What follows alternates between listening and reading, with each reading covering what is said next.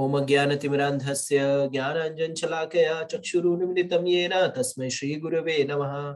श्रीचैतन्यमनोभीष्टं स्थापितं येन भूतले स्वयं रूप कदा मह्यं ददाति स्वापदान्तिकं।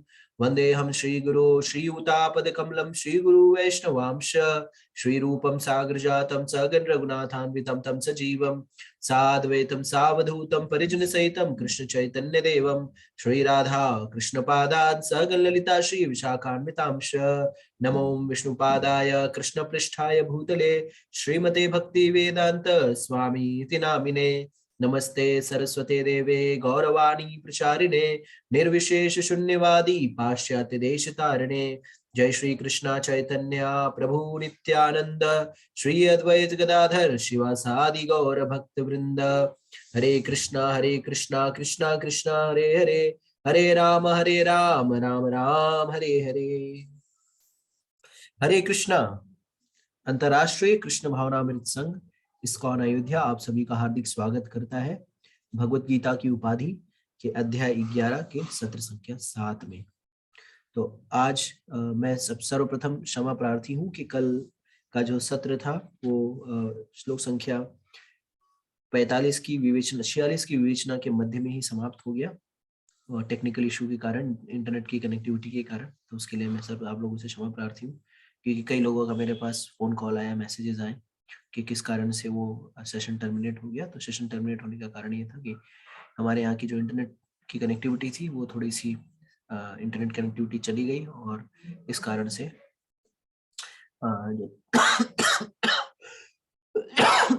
जो सत्र था उसे बीच में ही समाप्त करना पड़ गया। तो ये जीवन जो है इसी तरह से अनिश्चित है। हम नहीं जान पाते कि किस समय क्या हो।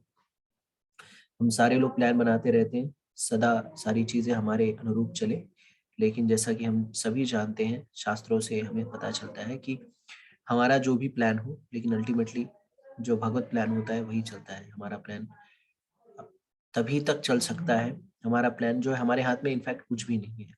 तो हम सिर्फ प्लान बना सकते हैं, लेकिन उसका एग्जीक्यूशन होगा, उसका क्या फल प्राप्त होगा, सफलता मिलेगी विफलता मिलेगी, ये नीति के हाथ में होती है। तो हम सारे लोग नियति से बंधे हुए हैं और सफलता और विफलता कभी भी हमें उसमें विचलित होने की आवश्यकता नहीं है। जो भी आए हमें ये समझना चाहिए कि जो भी हो रहा है हमारे साथ, चाहे हमें सफलता मिल रही हो या विफलता मिल रही हो, ये सफलता और विफलता जो है हमें कहीं ना कहीं कुछ ना कुछ लाभ देने के लिए आई है।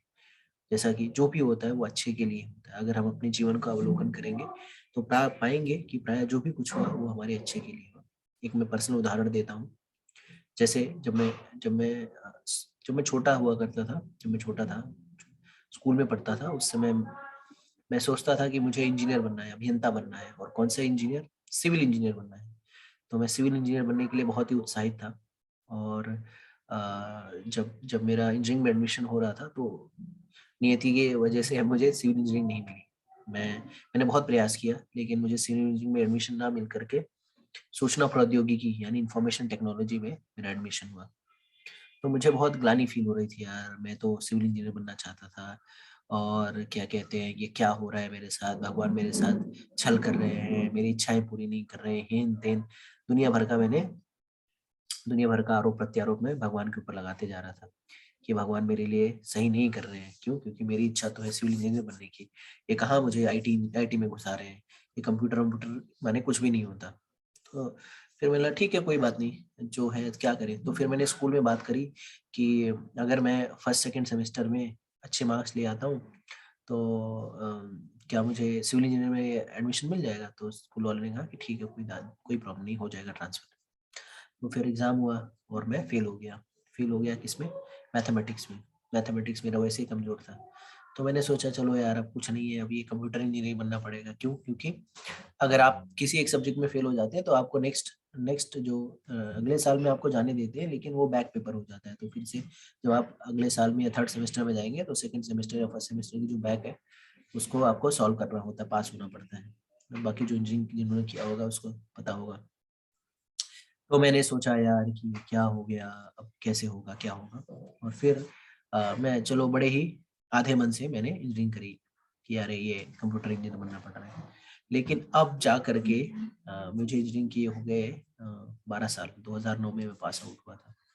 तो अब जाकर के मुझे रियलाइज होता है, बीच में रियलाइज हो गया था 2012 के आसपास भी, कि ये जो भी हुआ वो अच्छा ही हुआ। क्यों? क्योंकि अगर मैं सिविल इंजीनियर होता तो मैं भी आज यहाँ पे नहीं होता, क्योंकि मुझे समय नहीं मिलता। मैं जाता वहाँ पे, क्या कहते हैं, साइट्स पे रहता, कहीं धूप में खड़े होके कहीं बिल्डिंग बनवा रहा होता, या कहीं कोई कंस्ट्रक्शन साइट पे खड़ा होता, कुछ ना कुछ जो है दिन रात 24 घंटे जो साइट पे क्रेन की, जेसीबी का धूल खा रहा होता। तो ये मतलब ये समय ही नहीं मिलता, ना भक्तों का संग मिलता, ना मैं उनसे जुड़ पाता, ना ये प्रचार प्रसार में मैं लग पाता। तो जो भी होता है हमारे जीवन में, वो सब कुछ अच्छे के लिए होता है। हमें कुछ दिन के लिए बुरा लगता है, जैसे भगवान कहते भी हैं भगवद गीता में कि सुहृदम सर्वभूतानां यतोम शांति रक्षति। तो भगवान हमारे सुहृद हैं। तो हमें लगता है कई बार कि ये मेरे लिए खराब हो रहा है या मेरे लिए ठीक नहीं हो रहा है, लेकिन अगर लॉन्ग टर्म में देखेंगे तो जो होता है अच्छा ही होता है। उसमें कुछ हमारी नियति भी होती है, कुछ हमारे प्रारब्ध भी होता है, कुछ हमारा संचित कर्म भी होता है, लेकिन अंततः जो भी हो रहा है या जो भी हुआ या जो भी आगे होगा, सब अच्छे के लिए ही होगा। तो आगे बढ़ते हैं हम लोग इस श्लोकों की श्रृंखला में। अब हम आज श्लोक संख्या 47 की विवेचना करेंगे। तो कई एक लोगों का कई एक लोगों का प्रश्न आया है कि जो श्लोक पटल पे प्रकाशित नहीं किए जा रहे हैं, तो उनके लिए मैं कहना चाहूंगा कि ये जो स्लाइड्स हैं, इसमें श्लोक जो है थोड़े से कम प्रिंटेड है। मुझे समय नहीं मिल पा रहा है उनको ऐड करने के लिए। तो आप सभी के पास अगर भगवद गीता यथारूप की प्रति है तो आप उसको रेफर कर सकते हैं। कई लोग कह रहे थे कि वो नोट्स बनाते हैं, तो जी बिल्कुल आप नोट्स बनाइए, बहुत अच्छी बात है, नोट्स बनाना चाहिए ही। और अगर कुछ लोग मिसिंग है, तो अगर भगवद गीता यथारूप की प्रति है तो उस प्रति को लेकर के आप जो है आप वो श्लोक के अनुवाद को लिख सकते हैं। तो अगर आप में से कोई है जो स्लाइड्स बनाने में हेल्प कर सके तो मुझे बताइए। मैं आपके सहयोग से फिर ये कार्य जो है आगे बढ़ा सकता हूँ। तो आप में से कोई अगर कंप्यूटर या पीपीटी बनाने में या यूट्यूब में अगर आपको महारत हासिल है तो आप मुझे सही संपर्क करें। ये सेवा मैं आपको दे सकता हूँ। तो अगर आप हेल्प कर सकें तो ये बहुत अच्छी बात होगी। क्षमा करें।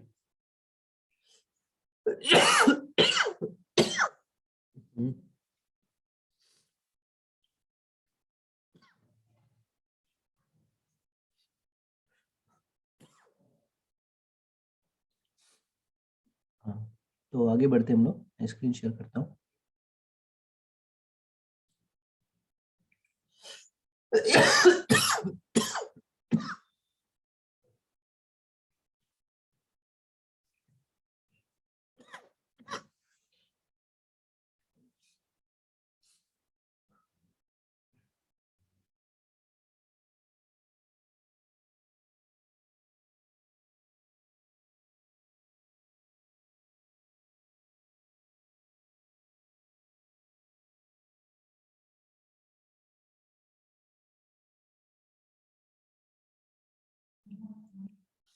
हरे कृष्णा।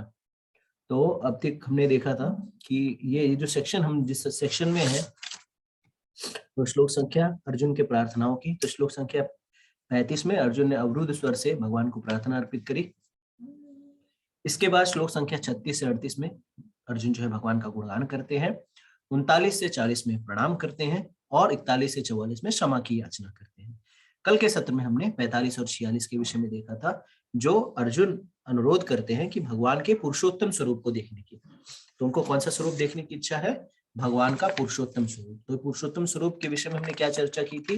ये पुरुषोत्तम स्वरूप जो है भगवान का चतुर्भुज रूप। तो अर्जुन भगवान के चतुर्भुज रूप को देखना चाहते हैं, जैसा कि हमने कल चर्चा की थी श्लोक के मध्य में कि वैकुंठ जगत में विष्णु तत्वों के अलग अलग धाम है। जैसे साकेत धाम हो गया, नरसिंहदेव का अलग धाम हो गया, तो जितने भी विष्णु तत्व है उनके अलग अलग धाम होंगे। प्रश्न चैट बॉक्स में किसी ने यह प्रश्न भी किया था कि थैंक यू। तो चैट बॉक्स में किसी ने प्रश्न किया था कि वराह और कच्छप का भी धाम होगा। जी, वराह और कच्छप अवतार का भी धाम है। तो अगर कोई उनकी अनन्य भक्ति कर रहा है तो वराह और कच्छप का जो धाम है वहां पे वो उसको स्थान प्राप्त होगा। अब हम आते हैं इस अध्याय के आखिरी सेक्शन में, जो श्लोक संख्या 47 से 55 के मध्य में है। और इस श्लोक संख्या 47 से 55 के मध्य में भगवान जो है वो शुद्ध भक्ति के विषय में चर्चा करते हैं। अगर भगवान को देखना है, भगवान को समझना है, भगवान को प्राप्त करना है, तो उसके लिए जो योग्यता चाहिए वो क्या है?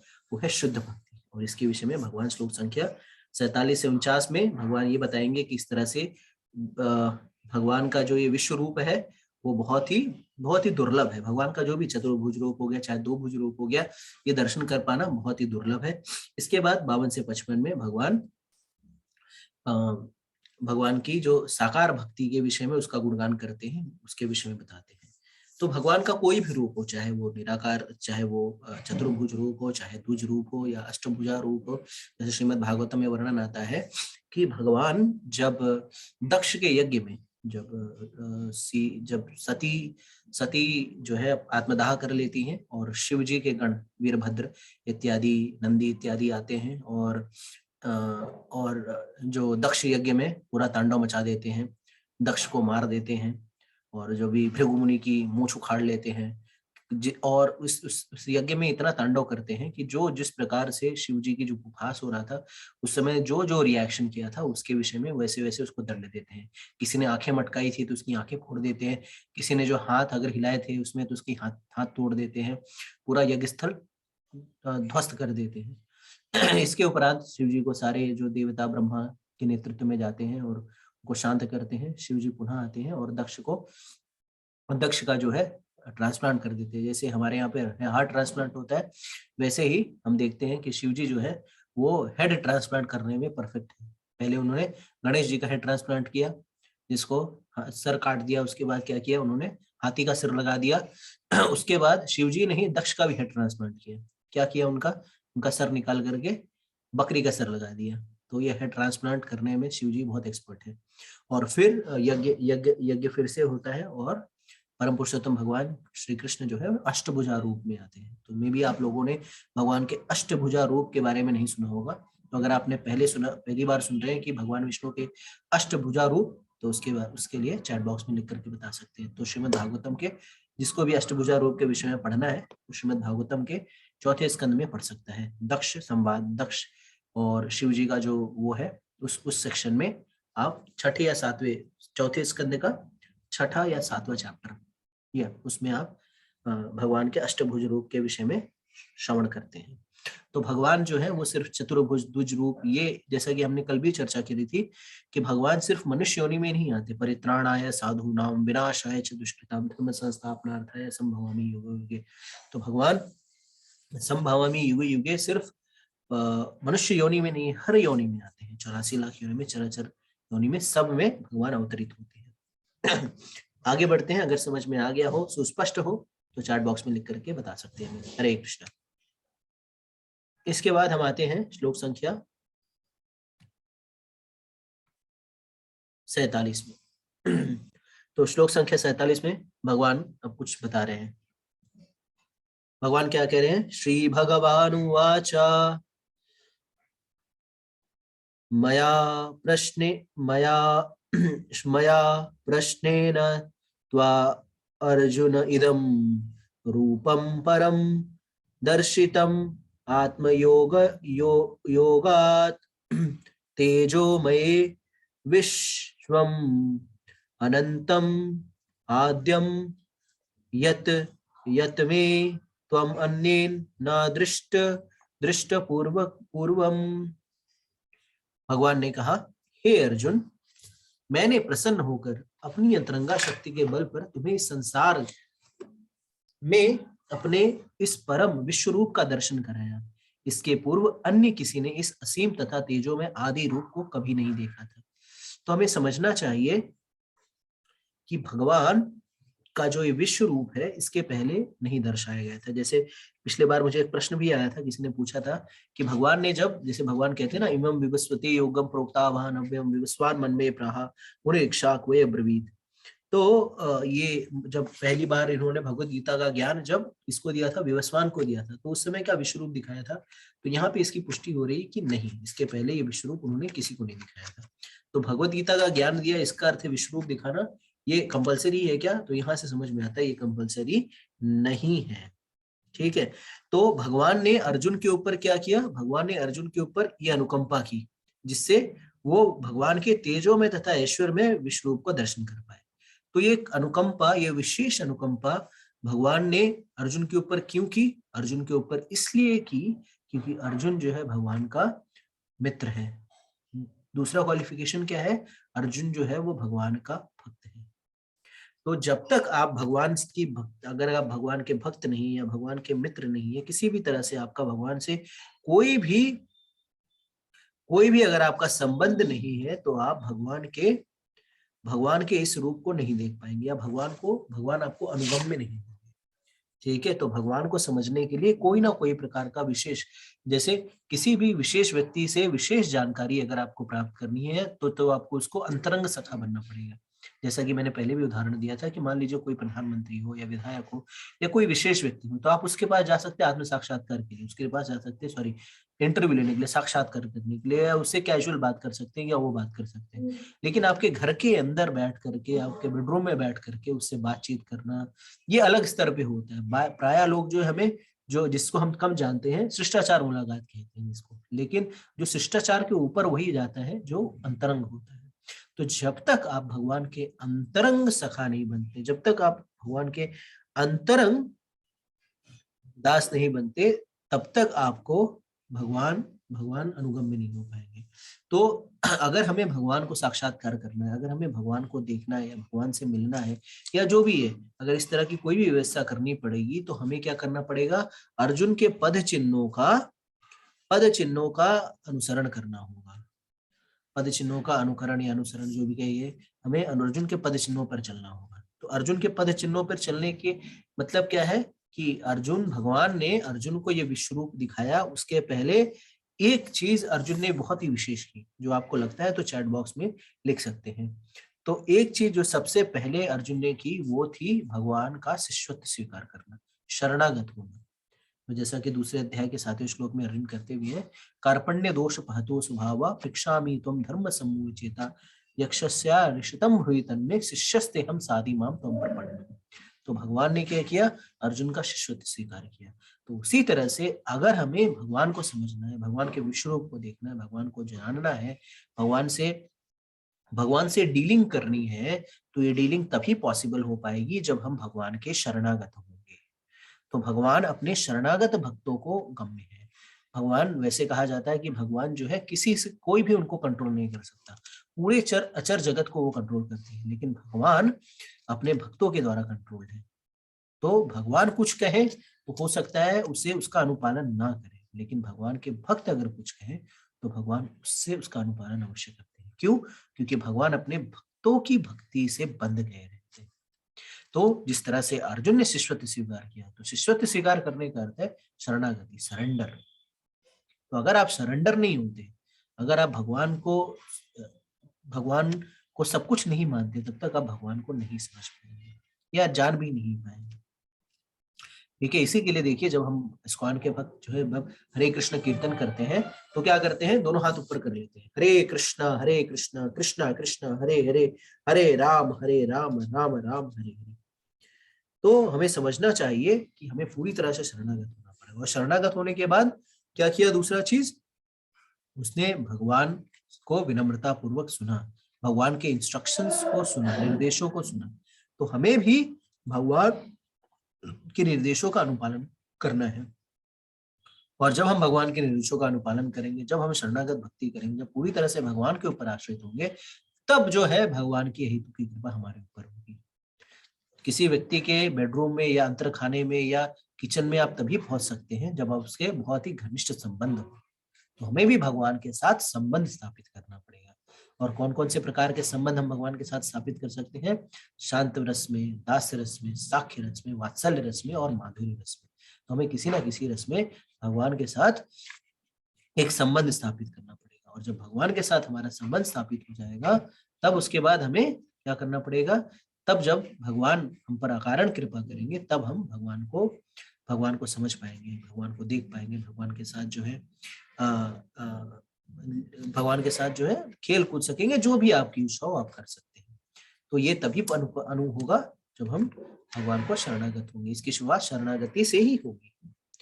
ठीक है, जैसा कि देख, जैसे हम कहते हैं भगवान को कई बार भक्त वत्सल कहा जाता है। तो भगवान जो है पूर्ण पुरुषोत्तम, भगवान भक्त वत्सल है ही। अगर भक्त वत्सल नहीं होते तो अपने भक्त क्या सारथी बनना क्यों स्वीकार करते? भगवान ने पांडवों के लिए सब कुछ किया, सारथी भी बना, राजदूत भी बने, एम्बेसडर भी बने। जैसा कि हम जानते हैं कि जब ये युद्ध के पहले भगवान जो है संधि का प्रस्ताव लेकर के भी गए, किसके पास? कौरवों के पास। उनसे अनुरोध किया कि पांडवों को 5 गांव दे दिए जाए। क्यों? क्योंकि पांडव क्षत्रिय हैं, क्षत्रिय राज करने के अलावा और क्या कर सकता है? तो क्षत्रियों ने 5 गांव दे दिए जाए, जिससे वो अपने इन 5 गांव में राज्य कर सके। लेकिन उनके संधि प्रस्ताव को भी छोड़ दिया गया। तो भगवान ने सब कुछ किया। तो ये क्यों किया? क्योंकि ये 5 पांडव और उनकी माता जो थी भगवान की अनन्य भक्त थी। तो भगवान के अनन्य भक्त होने के कारण भगवान जो है सब कुछ, जब भगवान अपने भक्त की भक्ति में बंध जाते हैं तो वो कुछ भी करने के लिए रेडी रहते हैं। और इसी कारण, चूंकि अर्जुन जो है भगवान का अनन्य भक्त था, इस कारण, और भगवान का भक्त था, मित्र था, सब कुछ था, इस कारण भगवान ने उसको वो विश्व रूप का दर्शन कराया जो आज तक किसी ने भी नहीं देखा। ठीक है, तो जब आप भगवान के भक्त हो जाते हैं, जब आप भगवान की भक्ति करते हैं, तो भगवान आपको वो रियलाइजेशन देते हैं जिसके रियलाइजेशन किसी और को नहीं है। तो भगवान के भक्त ही उन साक्षात्कारों के भगवान, जैसे कई लोग बोलते हैं ना भगवान कहाँ पे उपस्थित है, भगवान ने आपके क्या लिए क्या किया। लेकिन जो भगवान का भक्त है, चूंकि भगवान की पूरी तरह से भक्ति, इसके लिए वो रियलाइजेशन जो है भगवान के भक्तों के हृदय में आते हैं कि भगवान की शक्ति कितनी असीम है, भगवान की महिमा कितनी असीम है। लेकिन जो भक्त नहीं होते हैं, भगवान के इस असीमित शक्ति या भगवान की अनुकंपा को नहीं समझ सकते। तो भगवान जो है अपने भक्तों के ऊपर क्या करते हैं? अपने भक्तों के ऊपर अकारण ही कृपा करते हैं। ठीक है, और ये जब जब भगवान ने ये विश्व रूप दिखाया, तो अर्जुन की ही कृपा से, अर्जुन के कारण जो है जो उच्चतर लोकों के जो वासी थी, वो भी इस विश्व रूप को देख पाए। तो भगवान की कृपा से, भगवान की और अर्जुन की कृपा से दूसरे लोक के वासी भी इसे देख पाए। ठीक है, तो हमें समझना चाहिए कि अगर हम भगवान के भक्तों का संग ले लें तो हमें वो सारी चीजें प्राप्त हो सकती हैं जो अदरवाइज हमें प्राप्त नहीं। जैसा कि हम देखते हैं संजय के परिप्रेक्ष्य में, तो संजय ने किसका संग लिया? संजय ने संग लिया, संजय के ऊपर किसकी कृपा हुई? संजय के ऊपर व्यासदेव की कृपा हुई। ठीक है, तो अगर या तो आप भगवान से डायरेक्ट कृपा ले लें, जैसा कि अर्जुन को प्राप्त था, वो भगवान अर्जुन ने भगवान को डायरेक्ट ही अपना गुरु बना लिया। लेकिन हम क्या भगवान को अपना डायरेक्ट गुरु बना सकते हैं? हम भी बना सकते हैं। भगवत गीता जो है भगवान की वाणी है, आदि गुरु। लेकिन उसे समझने के लिए हमें उसके प्रामाणिक प्रतिनिधि के शरण में जाना होगा। और जब हम प्रामाणिक प्रतिनिधि के शरण में जा करके भगवान की इस वाणी को समझते हैं, तो बहुत ही सरलता से हम भगवान को समझ पाते हैं, देख पाते हैं। और जब तक हमारे ऊपर उनकी कृपा नहीं होती, ना तो हम समझ पाते हैं, ना ही देख पाते हैं। ठीक है, तो भगवान ने अर्जुन को अपना विश्व रूप दिखाया तब जब उसने अपना भगवान का शिष्यत्व ग्रहण किया तब। उसी तरह से संजय को विश्व रूप कब क्यों देखने को मिला? क्योंकि वो व्यास जी की कृपा से। तो उसी तरह से भगवत गीता को हम सिर्फ भगवान या भगवान के प्रामाणिक प्रतिनिधियों की कृपा से ही समझ सकते हैं, या भक्ति को हम भगवान या भगवान के प्रामाणिक प्रतिनिधियों की कृपा से ही जान सकते हैं। ठीक है, अगर आपको समझ में आ गया हो, सुस्पष्ट हो, तो आप चैट बॉक्स में लिख करके हमें बता सकते हैं। अब चलते हैं श्लोक संख्या 48 में। श्लोक संख्या 48 में भगवान कह रहे हैं, नावेद यज्ञ अधिनेन न दानेन च क्रियाभिर्तपोभिरुग्रे एवं रूपे शक्य अहम निलोके द्रष्टुम त्वातन्येन कुरु प्रवीरा। तो भगवान कह रहे हैं, हे कुरुश्रेष्ठ, तुमसे पूर्व मेरे इस विश्व रूप को किसी ने नहीं देखा, क्योंकि ना तो वेदाध्ययन के द्वारा, न यज्ञ के द्वारा, दान पुण्य या कठिन तपस्या के द्वारा इस रूप को इस संसार में देखा जा सकता है। तो भगवान ये बता रहे हैं कि भगवान के इस विश्व रूप का विवरण या भगवान के इस विश्व रूप को हम इस विश्व रूप को कौन से क्वालिफिकेशन, क्या क्या क्वालिफिकेशन जिससे नहीं दे सकते? अगर हम सोचे कि हमने बहुत सारा वेद अध्ययन कर लिया है तो हम भगवान को समझ जाएंगे। कई बार लोग सोचते हैं कि मैं सारे वेदों को पढ़ लूंगा तो मैं भगवान को समझ पाऊंगा, या भगवान, जैसे कई लोग क्लेम करते हैं कि वेदांती है, वो अपना टाइटल भी रख लेते हैं वेदांती। लेकिन अगर उनसे पूछा जाए कि भगवान कौन है, तो उल जलूल उत्तर देते हैं, भगवान ये है, भगवान वो है, ये भगवान XYZ भगवान, ये भगवान वो भगवान। अगर किसी व्यक्ति ने वेदांत को पढ़ लिया है और अगर वो भगवान के विषय में जिसको क्लियर नहीं हो, तो वो क्या है, उसने वास्तविकता में वेदांत को नहीं समझा है। ठीक है, तो कई लोग कोई सोचे कि वेदांत पढ़ने के कारण वो महान महान व्यक्तित्व हो गया, महान भक्त हो गए, तो ऐसा नहीं है। अगर वेदांत पढ़ने का अर्थ ही होता है कृष्ण का साक्षात्कार होना, जैसे भगवद गीता में कहते हैं, सर्वस्व चाहम हृदि सन्निविष्टो मस्मृतिर ज्ञानम अपोहनम च वेदेश सर्वे रहमेर वेद्यो वेदांत कृत विदेव चाहम। तो सारे वेदों को पढ़ने के बाद क्या समझ में आता है? सारे सारे वेदों को समझने के बाद ये समझ में आता है कि कृष्ण ही पूर्ण पुरुषोत्तम भगवान है, कृष्ण ही सारे कारणों के कारण है। तो अगर कोई कहे कि भगवान कृष्ण के इतर या विष्णु तत्व के इतर अगर किसी और व्यक्ति को भगवान की संज्ञा देता है, तो ऐसा व्यक्ति क्या है, उसने वेदांत को पढ़ा ही नहीं। तो अगर कोई सोचे कि वेदांतों को पढ़कर, वेदों को पढ़कर अगर कोई कहे कि वो भगवान को जान लेगा या समझ लेगा, तो वो मूर्ख है। क्यों? क्योंकि भगवान को हम वेद को पढ़कर, वेद अध्ययन करके नहीं समझ सकते। ठीक है, कई लोग कहते हैं वेदांत को पढ़ने के बाद, वेदों को पढ़ने के बाद कहते हैं कि कृष्ण भगवान जो है परम सत्य निराकार है। नहीं, परम सत्य तो साकार है, पूर्ण परम सत्य तो पूर्ण पुरुषोत्तम भगवान श्री कृष्ण है। ठीक है, तो ये लोगों को वेद पढ़ने के बाद भी भगवान क्यों नहीं समझ में आए? ये इसलिए नहीं समझ में आए कि इन्होंने भगवान के ऊपर कोई श्रद्धा ही है ना, तो भगवान को समझने के लिए प्रयत्नशील है। क्यों? क्योंकि भगवान को हम समझ सकते हैं भगवान की हेतु कृपा से। तो अगर ये सोच रहे हैं कि वेद अध्ययन करके हम भगवान को समझ जाएंगे, तो ऐसा नहीं हो सकता। क्यों? क्योंकि भगवान यहाँ पे स्वयं ही कह रहे हैं। तो भगवान को हम समझ सकते हैं भगवान के हित की कृपा से। भगवान के हित की कृपा कब आती है? जब हम प्रयास करते हैं। प्रयास किसके संग में रहकर, किसके निर्देशन में? तो प्रयास प्रामाणिक गुरु के निर्देशन में रहकर जब हम करते हैं, तो भगवान जो है हित की कृपा करते हैं और हमें अपना साक्षात्कार दिखाते हैं। जैसे कहा गया है कि चेतो दर्पण मार्जनम हो महाद्वाग्नि श्रेया कैरो चंद्रिका वितरणम विद्या अवधू जीवनम आनंदम बुद्धिवर्धनम प्रतिपदम पूर्णामृत स्वादनम सर्वात्मा सनुपम परम विजयते श्री कृष्ण संकीर्तनम। तो ये जो श्री कृष्ण नाम का कीर्तन है, हरे कृष्णा कृष्णा कृष्णा हरे हरे, हरे राम राम राम हरे हरे, ये क्या करता है? ये हमारे चित्त के दर्पण को मार्जन करता है, साफ करता है। जो हमारे चित्त के दर्पण का मार्जन होता है, जब ये हरे कृष्ण कीर्तन हम लगातार करते रहते हैं, ये हरे कृष्ण कीर्तन करना जो है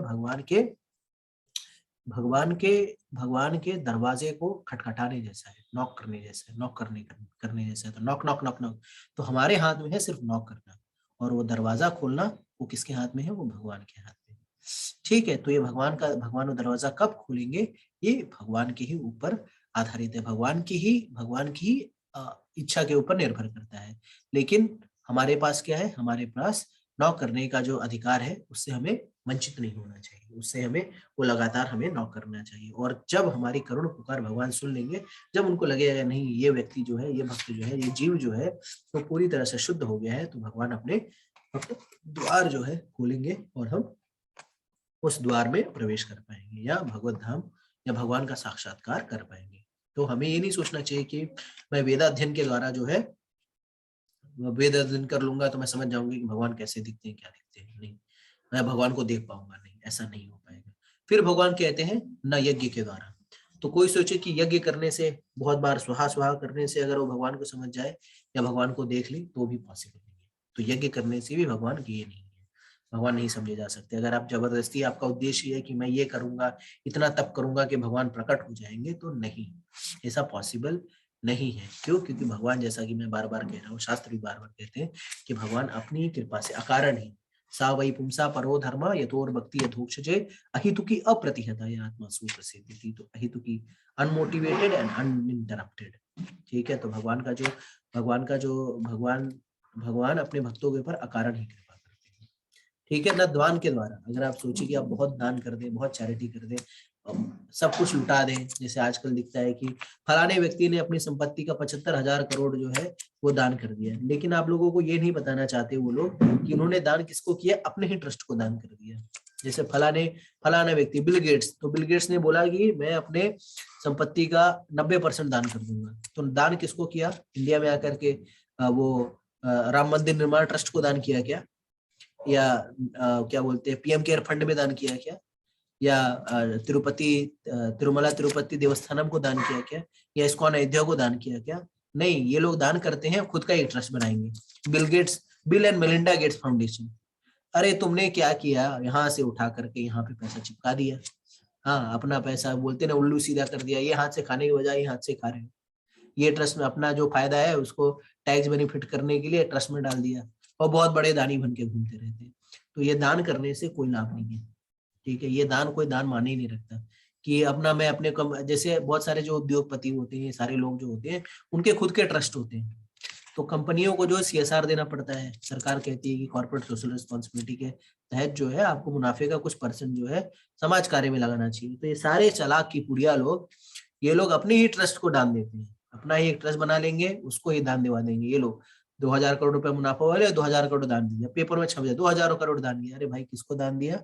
अपने ही ट्रस्ट को दान दे दिया है।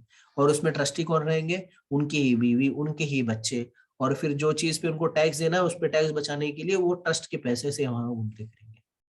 तो ऐसा दान देने से भी, पेपर में नाम छपने से भी आपको भगवान की ये नहीं है। दान वही दान है, मुख्यता दान वही है जो कृष्ण भावना भावित प्रचार प्रसार के हेतु लगाया जाए।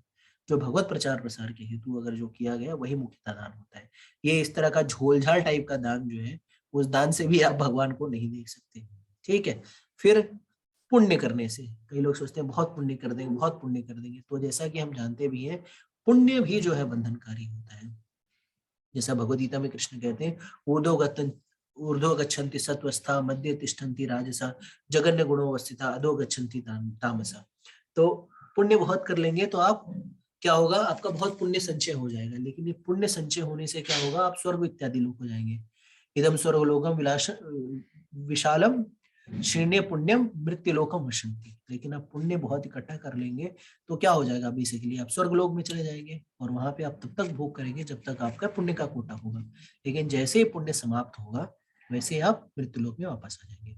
तो पुण्य करने से भी कोई भगवान को नहीं समझ सकता, या कठिन तपस्या के द्वारा भी भगवान को नहीं समझ सकता या देख सकता। अगर कोई सोचे कि बहुत कठिन तपस्या करूंगा, बहुत कठिन तपस्या करूंगा, बहुत तप करूंगा और भगवान को देख लूंगा, भगवान को समझ जाऊंगा, तो भगवान बहुत ही कठिन तपस्या करने से भी नहीं समझ में आते, ना वो साक्षात्कार करते हैं। और वैसे भी इस कलयुग में हम कोई किसी प्रकार की तपस्या कर भी नहीं सकते। हम सुबह 4 बजे उठ जाए, यही बहुत बड़ी तपस्या है। या आजकल ठंडी का मौसम चल रहा है, कोई एक बार नहा ले, वही बहुत बड़ी तपस्या है। तो आप सोचिए कि आप ऐसी तपस्या करेंगे, भगवान प्रकट हो जाए, या भगवान आपको समझ में आए, तो नहीं हो सकता। तो भगवान को हम समझ सकते हैं सिर्फ और सिर्फ भगवान की कृपा से, ठीक है। तो हम आगे देखते हैं भगवान क्या कहते हैं।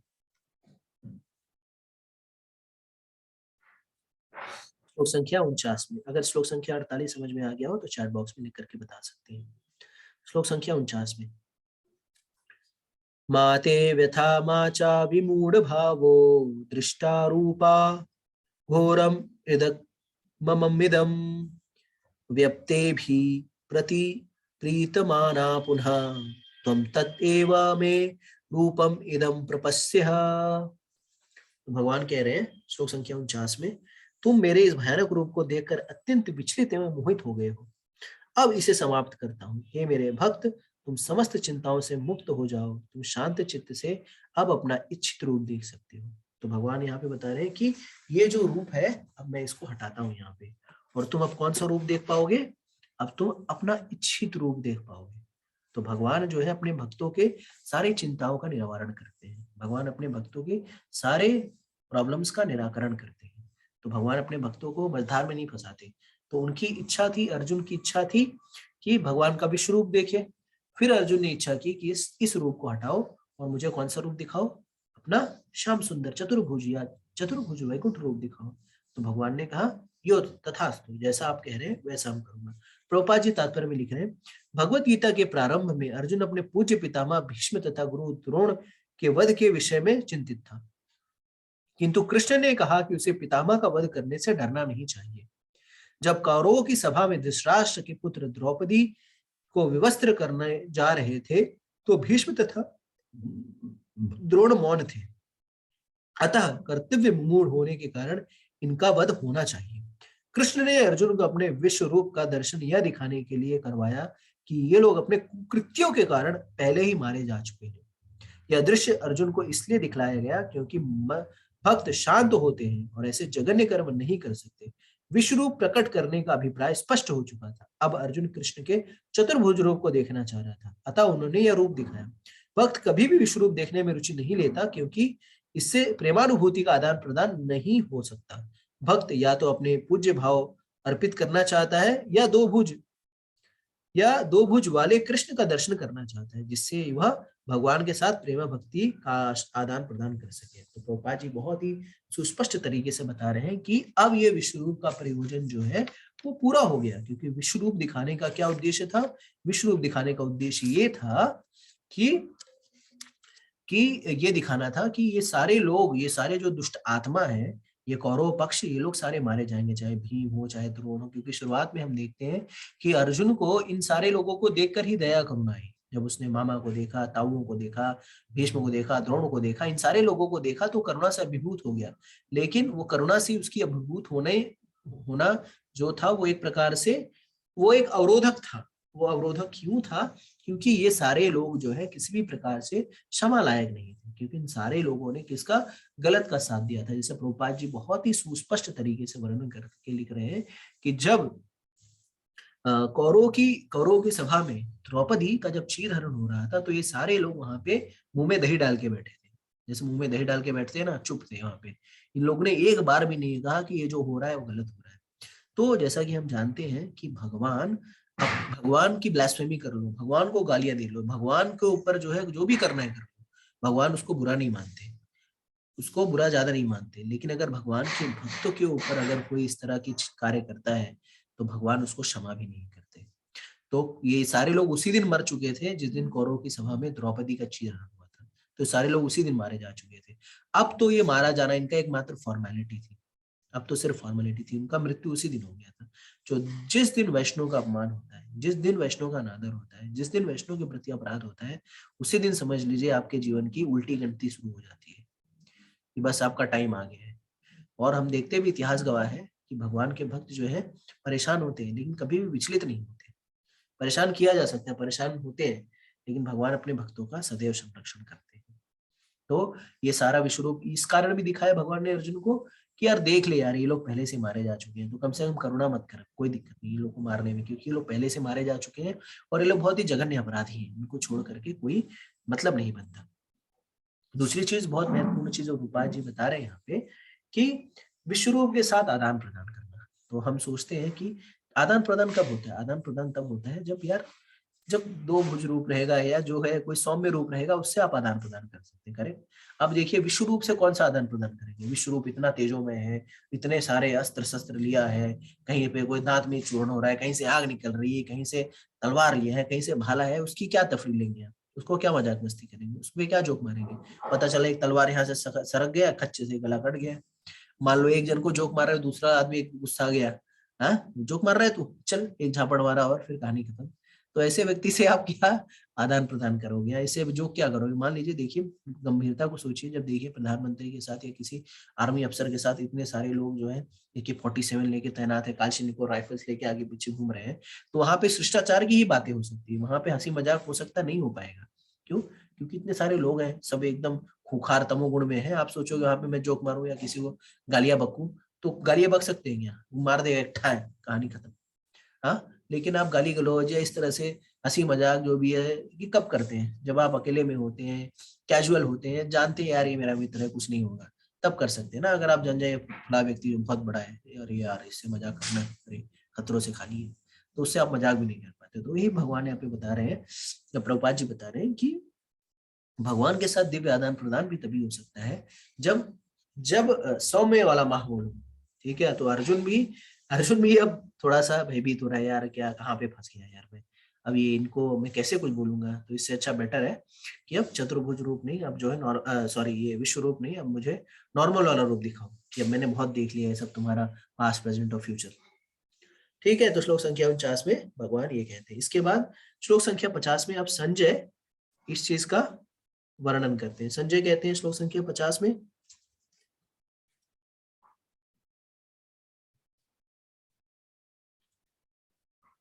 इति अर्जुनं वासुदेव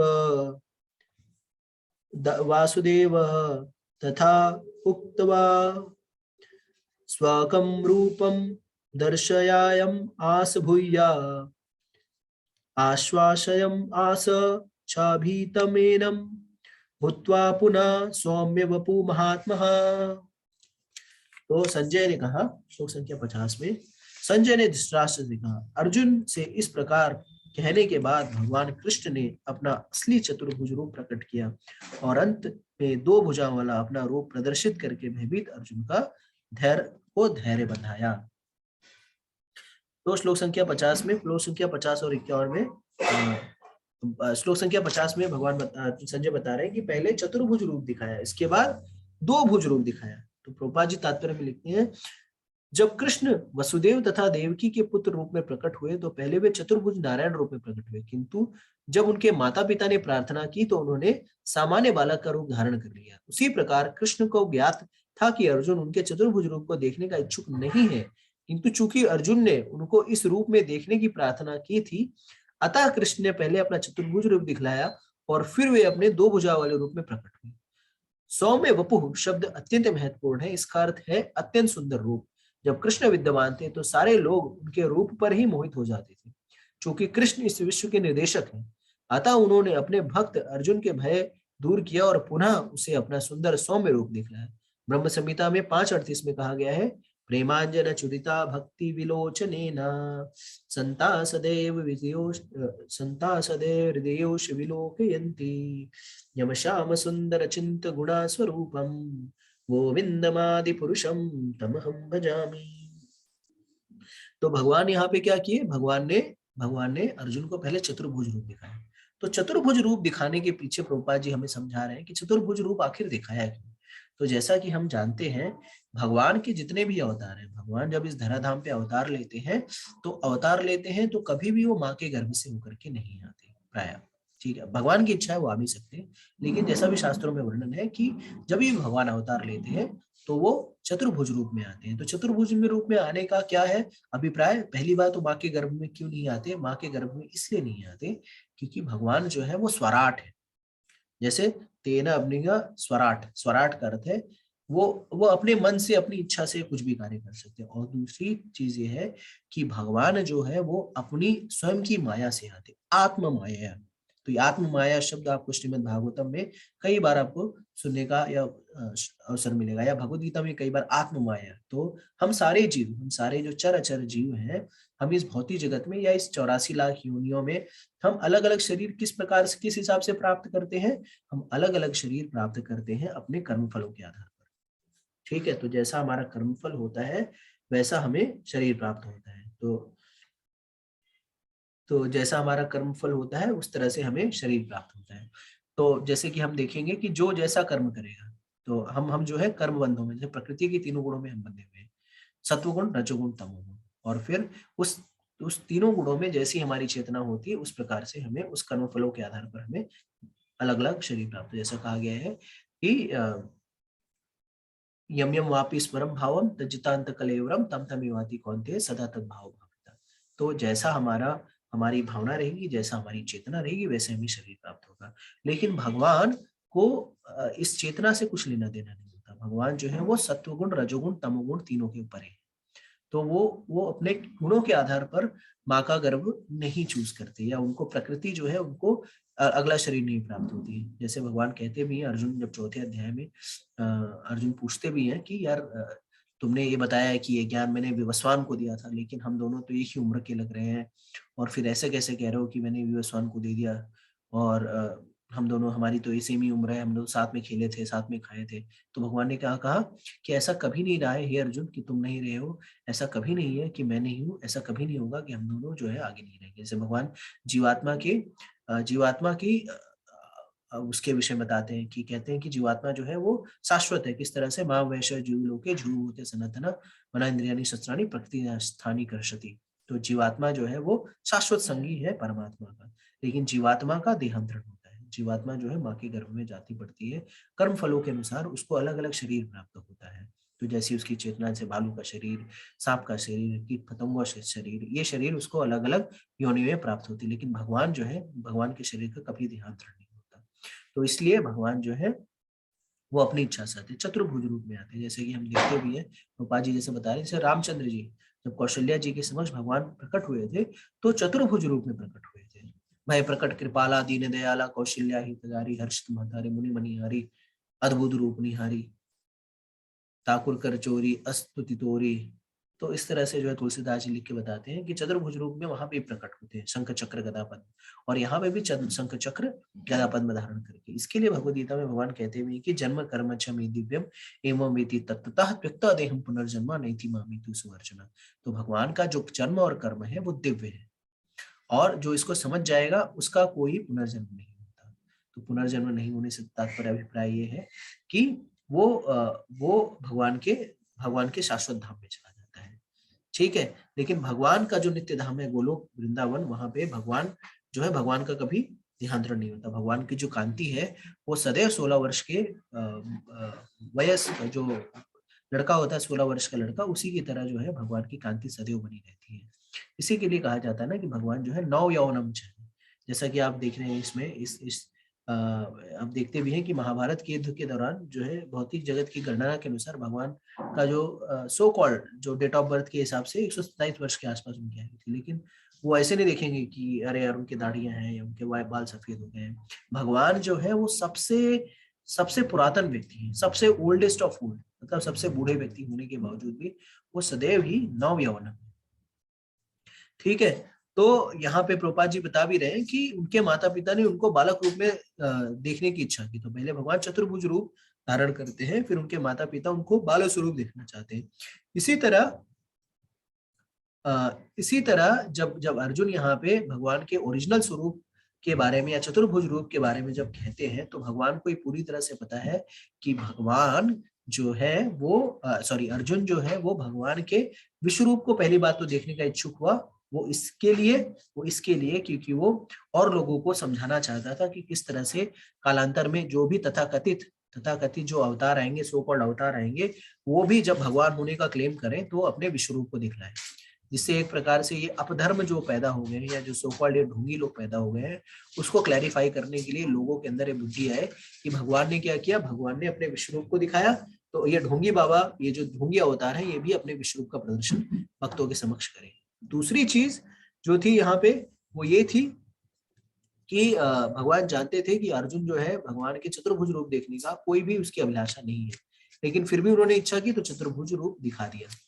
तो ये इसके पीछे भी जैसे प्रभुपाद जी कहते हैं ये भगवान की अहेतु की कृपा हुआ, ये अहेतु की कृपा है अर्जुन के ऊपर। तो लेकिन भगवान जानते हैं कि अर्जुन जो है वो किस किस रूप से उनके मोहित है। भगवान जो है अर्जुन जो है भगवान के दो भुज रूप से मोहित है। तो ये दो भुज वाला रूप कौन सा रूप है? श्याम सुंदर स्वरूप। जैसा कि प्रभुपाद जी लिख रहे हैं कि चतुर्भुज रूप दिखलाया और फिर वे अपने दो भुजा वाले रूप में प्रकट हुए। और सौम्य वापु शब्द अत्यंत महत्वपूर्ण है, इसका अर्थ है अत्यंत सुंदर रूप। ठीक है, तो भगवान का जो कांति है, भगवान का जो रूप है वो बहुत ही सुंदर है। और इसी के लिए जब हम देखते हैं कि इतना सुंदर है उनका रूप कि उनका जो नाम है, जैसे हम भगवान को कृष्ण कहते हैं, तो कृष्ण का अर्थ ये होता है सर्व आकर्षक। तो कृष्ण जब भगवान कृष्ण को देखकर अरे कौन मोहित नहीं होगा, इतने सारे साधु महात्मा लोग हैं जो भगवान की कांति, भगवान के रूप को देखकर ही मोहित हैं। इनफैक्ट अगर आप जाते हैं वृंदावन में, तो वृंदावन में हजारों की संख्या में, सैकड़ों हजारों की संख्या में मंदिर है। और जो बांके बिहारी मंदिर है, अगर आप में से कई लोग गए होंगे तो बांके बिहारी मंदिर में, वहां पे आपने देखा होगा कि बांके बिहारी मंदिर जो लोग गए हैं तो वहां पे देखते हैं कि पट जो है वो खुलता बंद होता रहता है। तो एक बार मैंने भी मेरी उत्कंठा हुई कि मैं पूछूं ये बार बार खुलता बंद क्यों होता रहता है। तो ऐसा कहते हैं कि बार बार इसलिए खुलता बंद होता रहता है कि जिससे भगवान को कोई व्यक्ति लगातार कोई देख ना पाए। ठीक है, क्यों? क्योंकि अगर लगातार कोई उसको देखेगा, भगवान के रूप को देखेगा, तो आकर्षित हो जाएगा और हो सकता है भगवान उसके साथ चले भी जाएं। तो भगवान का रूप इतना, इस कृष्ण का नाम ही सर्व आकर्षक है। और आप देखेंगे कितने सारे हरिदास, कितने सारे कवि भगवान के स्वरूप के ऊपर कितनी सारी उत्तम उत्तम जो है टीकाएं या कविताएं लिखते हैं। तो जैसे रामानुजाचार्य के विषय में एक कथा आती है कि एक बार रामानुजाचार्य रामानुजाचार्य अपने शिष्यों के साथ जा रहे थे श्रीरंगम के कावेरी नदी के तट पर, तो वहां पे उन्होंने देखा कि एक एक व्यक्ति जो है वो एक छाता लेकर के एक स्त्री को निहारते हुए उल्टे कदमों से चल रहा है, घूरते हुए चल रहा है। तो रामानुजा ने पूछा कि ये क्या, ये अपने शिष्यों को पूछा कि ये क्या चल रहा है यहाँ पे। तो उनके शिष्यों ने बताया कि ये फला फला व्यक्ति है और ये अपनी पत्नी के ऊपर बहुत आकर्षित है, क्योंकि उसे लगता है कि उसकी पत्नी के आंखों से सुंदर कोई भी दूसरी आंखें नहीं है। तो रामानुज ने कहा अच्छा। तो वैष्णव जो है वो, जैसे हम कहते हैं कि यार वो अपनी पत्नी को देख रहा था तो फटे में क्या टांग अड़ाना था, क्या जरूरत थी फटे में टांग अड़ाना। हाँ, अपनी पत्नी को देख रहा है, दूसरे की पत्नी को तो देख नहीं रहा है, देखने दो। लेकिन वैष्णव जो है वो पर दुखा दुखी होता है। वैष्णव जो है सारे समाज के उत्थान के लिए कार्य करता रहता है। वैष्णव जो है ये चाहता है कि लोग जो इस दावाग्नि, इस भौतिक जगत की दावाग्नि में जो जल रहे हैं उससे बाहर निकल पाए। तो उसके लिए वो करुणावश रामानुजाचार्य जो है उसके पास जाते हैं, उसको पूछते हैं कि आप अपनी पत्नी को इतनी इतनी तीव्रता से क्यों घूर रहे हैं, क्या है आपकी पत्नी के अंदर। तो वो कहते हैं कि मेरी पत्नी की आंखें इतनी सुंदर है कि इतनी सुंदर आंखें मैंने कहीं नहीं देखी। तो कहते हैं अच्छा, तुमने ये आंखें कभी नहीं देखी। तो बोले हाँ। तो बोले इससे भी अगर मैं सुंदर तुम्हें आंखें दिखा दूं तो बोले जो आप कहोगे वो मैं कर लूंगा। तो कहते हैं चलो अच्छा। तो पहले उसने कहा कि पहली बात तो इतनी सुंदर आंखें किसी की हो ही नहीं सकती, क्योंकि जितनी सुंदर आंखें मेरी पत्नी की है। तो रामानुजा कहते हैं ठीक है कोई बात नहीं, और उसको लेकर के जाते हैं श्रीरंगम, वो जो रंगनाथ जी का मंदिर है उसके गर्भगृह में, और उसको ले जा करके उसको रंगनाथ जी के समक्ष खड़ा कर देते हैं। और ऐसा कर, जब जब वो कहते हैं देख इस चेहरे को देख, वो कहते हैं उसको कि देखो इस भगवान के रूप को। और जब वो व्यक्ति भगवान की आंखों को देखता है, भगवान के स्वरूप को देखता है, तो वहीं पे वो मंत्रमुग्ध हो जाता है, उसको मतलब उसके होश चले जाते हैं।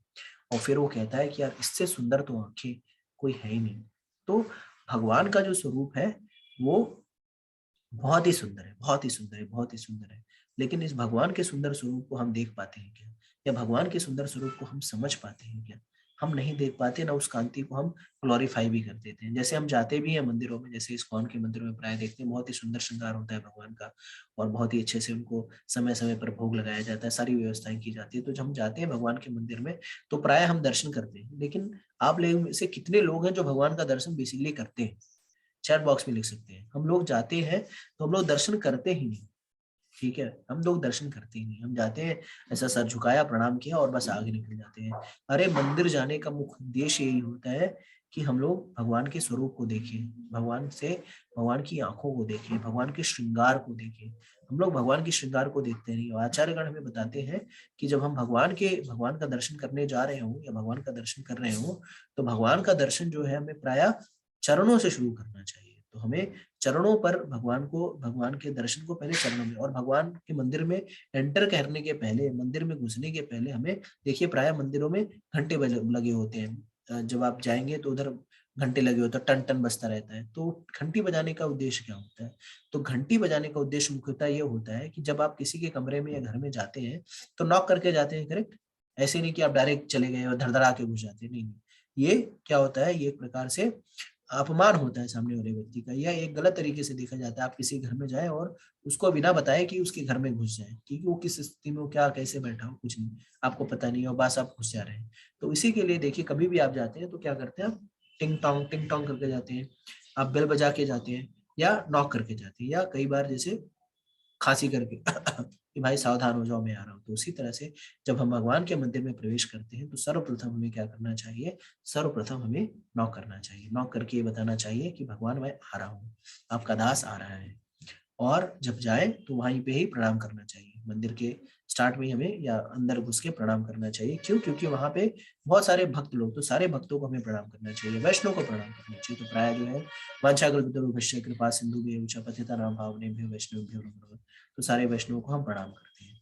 उसके बाद आप जब मंदिर में, जैसे इस्कॉन मंदिर में जाएंगे तो वहाँ पे श्रील प्रभुपाद जी के अर्चा विग्रह होते हैं, या श्रील प्रभुपाद जी जो हमारे आचार्य हैं। तो पहले हमें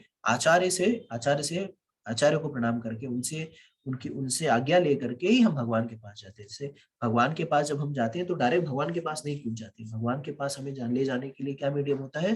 गुरु एक माध्यम होता है। तो हमें गुरु के थ्रू आचार्यों के पास, गुरु के थ्रू जो है भगवान के पास जाना चाहिए। श्रील प्रभुपाद जी को प्रणाम करके, उनसे प्रार्थना करके, याचना करके फिर हमें भगवान के दर्शन करने जाने चाहिए। ठीक है, अब हम भगवान के समक्ष अब हम आके खड़े होंगे। तो जैसा कि इसमें बताया गया है, भगवान का रूप क्या है? भगवान का रूप बहुत ही सुंदर और सौम्य होता है। ठीक है, बहुत ही सुंदर होता है, उसमें एक अलग कांति होती है। आप किसी नॉर्मल विषय वस्तु को देखिए, लेकिन भगवान के रूप को देखिए तो उसमें सदैव मुस्कुराहट रहती है, सदैव जो है चमकता रहता है, और आपकी जैसी मनोभावना रहती है, भगवान आपके साथ उसी तरह से रेसिप्रोकेट करते रहते हैं। तो हमें क्या करना चाहिए फिर? भगवान के चरणों से शुरू करना चाहिए। तो भगवान के चरणों को सर्वप्रथम हमें देखना चाहिए, और चरणों पे हमें देखना चाहिए कि चरणों पे देखिए, चरण जो है वो भक्तों का निवास स्थान होता है। तो हम जो है भगवान के सर पे नाचने के लिए भक्ति नहीं कर रहे हैं, या हमारी जो यही आकांक्षा होती है कि हम भगवान के चरणों की सेवा करें। जैसे कोई व्यक्ति किसी से प्रेम करता है, तो जब सेवा करने की बात आती है, तो हम क्या पहले सर दबाने लगते हैं? हम पहले सर नहीं दबाते, हम पहले चरण दबाते हैं। जैसे कि अगर हम देखते भी हैं, रामायण में देखते हैं, भगवान रामचंद्र जी अपने गुरु जब विश्वामित्र के पास गए तो क्या कर कौन सी सेवा करते थे? चरण सेवा करते थे, चरणों की सेवा करते थे। क्यों? और ये चरण जो है वो भगवान के भक्तों का निवास स्थान होता है। तो हमें भगवान के चरणों को पहले देखना चाहिए, उसको निहारना चाहिए कि चरण में क्या है। तो प्राय जो है चरण में आपको तुलसी दिख जाएगी, तो तुलसी के दर्शन करते करते फिर हमें यहाँ पे आना चाहिए, यहाँ पे ये कमर पे आना चाहिए। फिर श्रृंगार को देखते हुए हमें कमर का दर्शन करना चाहिए। फिर कमर कमर के बाद हमें वक्षस्थल पे भगवान का दर्शन करना चाहिए, और वक्षस्थल के दर्शन करने के बाद ग्रीवा पे होते होने के बाद गले से होते हुए फिर हमें भगवान के उस सौम्य उस उस स्वरूप को देखना चाहिए जो कि सर्वाकर्षक है। और ये स्वरूप को कौन समझ पाएगा? जैसा ब्रह्मा जी यहाँ पे बता रहे हैं, प्रेमांजन चुरिता भक्ति विलोचनेना। रूपा जी लिखते हैं, जिस व्यक्ति की आंखों में प्रेम रूपी अंजन लगा है, वही कृष्ण के सौम्य रूप का दर्शन कर सकता है। तो आप उस रूप को तभी दर्शन कर सकते हैं जब आपको उस प्रेम रूपी अंजन लगा हो, भक्ति प्रेम रूपी अंजन। वैसे मंदिर तो सड़क पे रहते, मंदिर तो रहता है, लेकिन कितने लोग उस मंदिर में पहुंच पाते हैं? उस भगवान के स्वरूप का दर्शन कितने लोग कर पाते हैं? हार्डली कुछ लोग ही भगवान के उस स्वरूप का दर्शन कर पाते हैं। नहीं तो लोग आते हैं, उसको पिकनिक स्पॉट समझते हैं, गोविंदास में जाते हैं, कुछ कुछ खाते हैं, प्रसाद वरसाद लिया और भाग आएंगे। प्रसाद भी भगवान की कृपा है, लेकिन मंदिर में आने का मुख्य उद्देश्य यही होता है कि भगवान के रूप का दर्शन करें, और भगवान के मुख पे हम उस तरह से क्रामिक रूप से पहुंचे। और फिर भगवान के समक्ष रह करके हमें क्या करना चाहिए? भगवान के रूप को देख लिया तो अब क्या करना चाहिए? बस हाथ जोड़ा, अच्छा चलो निकलो, हो गया दर्शन? अरे नहीं, वहां पे खड़े होकर निहारो। मंदिर आने का मुख्य उद्देश्य क्या है आपका? भगवान को देखना, करेक्ट। अब वहां पे आए हो, कोई नहीं है, तो देखो 10 मिनट 15 मिनट भगवान को देखो। कई लोग आके भगवान के सामने आकर के आंख बंद करके ऐसे मौनी बाबा की तरह, आंख बंद बाबा की तरह से खड़े हो जाते हैं। अरे भैया, भगवान का स्वरूप सामने है, उसको देखना है। आंख बंद करके आप क्या इमेजिन कर रहे हो? कुछ इमेजिन करने की जरूरत नहीं होती। जब भगवान के समक्ष खड़े हो तो भगवान का रूप सामने दिख रहा है, उसमें मुरली ली हुई है, मुस्कान, मंद मंद मुस्कान है, ठीक है, मुकुट लगा हुआ है, तो उस रूप को देखो ना, वहां पे आंख नहीं बंद करना चाहिए। तो भगवान के सौम्य रूप का इस तरह से दर्शन करना होता है कि हम देखें तो उनकी आंखों में देखें, और प्रार्थनाएं करें। तो हमें प्रार्थना करनी होती है कि बेसिकली प्रेयर्स, जो हमारा मूवमेंट है, जो हमारे हाथ में है भगवान से, तो प्रेयर्स है, प्रार्थनाएं। तो हमें भगवान के समक्ष खड़े होकर के प्रार्थनाएं करनी चाहिए। तो क्या प्रार्थनाएं करनी चाहिए? तो अगर आपको कुछ प्रार्थनाएं नहीं समझ में आ रही, तो बहुत सारे लोग क्या करते हैं, आचार्यों के द्वारा जो प्रार्थनाएं की गई होती उसको ही दोहराते हैं। या कुछ लोग जो है अब प्रश्न उठता है कि कौन से प्रकार, पहले प्रश्न उठे कौन सी भाषा में प्रार्थना करें? इंग्लिश में करें, मराठी में करें, संस्कृत में पढ़े, बंगाली में करें, गुजराती में करें, या किस भाषा में हम लोग प्रार्थनाएं करें? तो हमें भगवान भगवान जो है सारी भाषाओं को समझते हैं। वो चाइनीज भी समझते हैं, तमिल भी समझते हैं, तेलुगु भी समझते हैं, हिंदी भी समझते हैं, मराठी भी समझते हैं, सारी भाषाओं को समझते हैं। तो हमें भगवान भगवान की प्रार्थनाएं अपनी भाषा में करनी चाहिए। कोई जरूरत नहीं, अगर संस्कृत श्लोक नहीं आ रहे हैं तो आप सोचेंगे भगवान हमारी हमारी भावनाओं को, हमारी प्रार्थनाओं को नहीं ले सकते। भगवान जो है भावग्राही है, भगवान सारी भाषाओं को समझते हैं। तो हम अपनी भाषा में भगवान की प्रार्थना करनी चाहिए। और अगर कोई भी प्रार्थना, जैसे कई लोग कुंती महारानी की प्रार्थना करते हैं, कोई लोग जो है वृतासुर की प्रार्थनाएं करते हैं, कोई लोग जो है पिंगला की प्रार्थनाएं करते हैं, कोई ऋषभ देव की प्रार्थनाएं करते हैं, कोई हरिदास जी की प्रार्थना करते हैं, कोई नरोत्तम दास ठाकुर की प्रार्थनाएं करते हैं। तो अगर आप में से आपको कोई भी प्रार्थनाएं समझ में नहीं आ रही, आपको कोई भी भाषा समझ में नहीं आ रही है, आपको कुछ नहीं सूझ रहा है कि आपको क्या करना है, तो आप क्या कर सकते हैं, आंख बंद करके या आंख खोल करके या दोनों हाथ खड़े करके आप हरे कृष्णा कृष्णा कृष्णा हरे हरे, हरे राम राम राम हरे हरे। तो आप भगवान के पवित्र नामों का जप कर सकते हैं, और ये प्रार्थना जो है भगवान हमेशा समझते हैं। तो इतना करने से जो है भगवान का ये जो सौम्य स्वरूप है, ये जो द्विजभुज रूप स्वरूप है, उसके प्रति आपको आकर्षण हो जाएगा। तो कई बार लोग सोचते हैं कि यार मुझे भगवान का स्मरण नहीं हो रहा है, भगवान मुझे भगवान का चिंतन नहीं हो रहा है, तो भगवान का चिंतन या स्मरण या भगवान के जो मुखारविंद की अमिट छाप जो है मेरे हृदय में नहीं बैठ रही है। तो भगवान के सौम्य स्वरूप की अमिट छाप आपके हृदय में तब बैठेगी जब आप निरंतर भगवान का संग करेंगे। तब भगवान तभी अर्जुन की तरह आपके संदेश वाहक बन जाएंगे। अर्जुन अर्जुन की जिस तरह उन्होंने इच्छाएं को पूरा किया, जो उनकी चाहतों को पूरी करी, तब जब अर्जुन की तरह पूर्ण तरह से भगवान के ऊपर शरणागत होंगे तब। लेकिन जब तक हम शरणागत नहीं होंगे, जब तक हम भगवान से पृथक रहेंगे, तब तक भगवान हमें क्यों अनुगम्य होंगे या क्यों समझ में। अर्जुन जो है भगवान के ऊपर पूरी तरह से आश्रित है, इस कारण से वो भगवान को समझ पा रहा है या भगवान के रूप को देख पा रहा है। और अर्जुन जो रूप कह रहे हैं, भगवान उस रूप को अर्जुन के समक्ष प्रस्तुत कर रहे हैं। अगर आप भी चाहते हैं कि भगवान आपकी इच्छाओं के अनुरूप अपने रूप को प्रस्तुत करें, तो आपको क्या करना पड़ेगा? आपको भगवान की भक्ति करनी पड़ेगी। ठीक है, भगवान की भक्ति कैसे कर सकते हैं? भगवान के पवित्र नामों का जप से। हरे कृष्णा कृष्णा कृष्णा हरे हरे, हरे राम राम राम हरे हरे। ठीक है, तो हम यहीं पे इस सत्र को समाप्त करते हैं। और आप सबसे अनुरोध होगा कि आप प्रतिदिन जो है 108 बार कम से कम हरे कृष्ण महामंत्र का जप करें और एक श्लोक जो है भगवद गीता यथारूप का अनुवाद और तात्पर्य के साथ पढ़ें। जाते जाते आप जो है इस वीडियो को लाइक कर सकते हैं, शेयर कर सकते हैं, ज़्यादा से ज़्यादा लोगों को पहुँचाने का प्रयास करें। और फिर हम सब लोग जो है साथ में ही इस भक्ति की अपनी यात्रा पर साथ में ही हम लोग चलते चलेंगे। किसकी कृपा से? श्रील प्रभुपाद जी की कृपा से और परम पुरुषोत्तम भगवान श्री कृष्ण की कृपा से। तो यहीं पे मैं अपनी वाणी को विराम देता हूँ। आधिकारिक रूप से यह सत्र यहीं पे समाप्त होता है। आप लोग से अनुरोध है कि कृपया भक्ति में तीव्रता लाएं, अपने जीवन में भक्ति को अपनाएं और अपने इस मनुष्य जीवन को सफल बनाएं। हरे कृष्णा। भगवद गीता यथारूप की जय। जगत गुरु श्रील प्रभुपाद की जय। श्रील गुरुदेव की जय। ओम तत्सत। हरे कृष्णा कृष्णा कृष्णा हरे हरे, हरे राम राम राम हरे हरे। जय गुरुदेव, जय श्रील प्रभुपाद। हरे कृष्णा। आप सभी को मेरा दंड प्रणाम।